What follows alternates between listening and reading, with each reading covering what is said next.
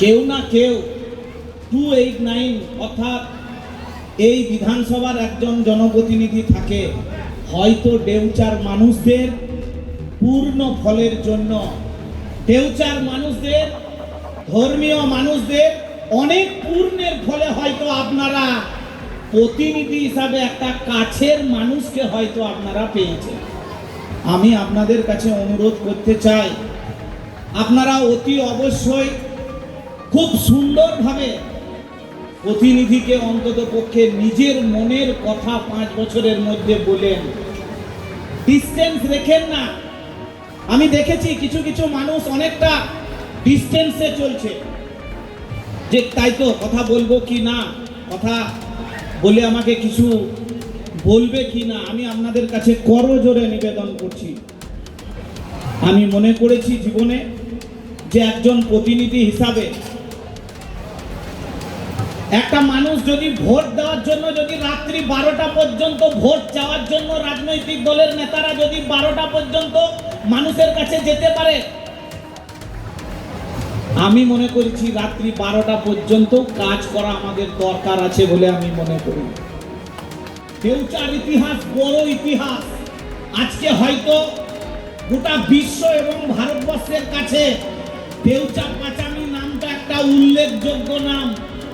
সাহেব, আমি যখন বিধানসভায় গেলাম, আমার বিধানসভায় যাওয়ার পরই যখন আমার অ্যাড্রেসটা দেখলো যে দেউচা, তখনই সমস্ত বিধায়ক এবং অন্যান্য যারা আমাদের বিধানসভায় যারা আধিকারিক রয়েছে, তারা সঙ্গে সঙ্গে আমাকে গলায় জড়িয়ে ধরে বলল, আরে আপনারাই তো দেউচা পাচামির লোক, ওখানে এশিয়ার বৃহত্তম কয়লা খনি হয়েছে। সাহেব, আমি দায়িত্ব নিয়ে বলছি, এশিয়ার বৃহত্তম কয়লা খনি এই জায়গায়, এই এলাকার মানুষের দুর্ভোগ যদি আপনি লক্ষ্য করেন, এই দেউচার মানুষের মধ্যে দিয়ে, এই দেউচার মানুষদের মান উন্নয়ন সাহেব বিশেষ কিছু হয়নি। হয়তো পাকা বাড়িটা 1 তলা ছিল 2 তলা হয়েছে, হয়তো 2 তলা থেকে 3 তলা হয়েছে। সাহেব, দেউচা থেকে এখনো পর্যন্ত কোনোদিন একটা আইপিএস হয়নি।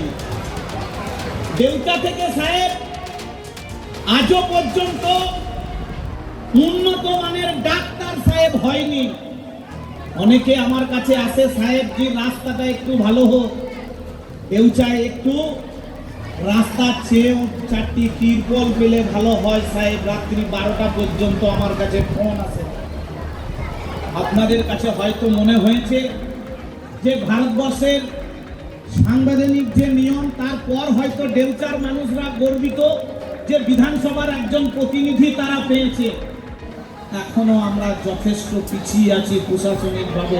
আমাদের গর্বের বিষয় সেই দিনই হবে যখন দেউচার ছেলেরা সকলেই দুধে ভাতে থাকবে মাস্টার মশাই।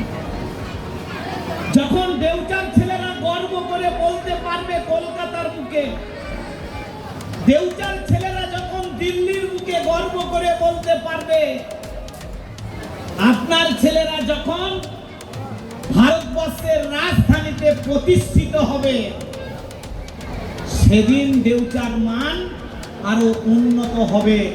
আমি মনে করেছি সাহেব, তৎকালীন সরকারের মধ্য দিয়ে দেউচা এবং পাচামির নাম এশিয়ার বৃহত্তম কয়লা খনির নাম করে আমাদের সঙ্গে, এই এলাকার মানুষের সঙ্গে চিট করা হয়েছে সাহেব।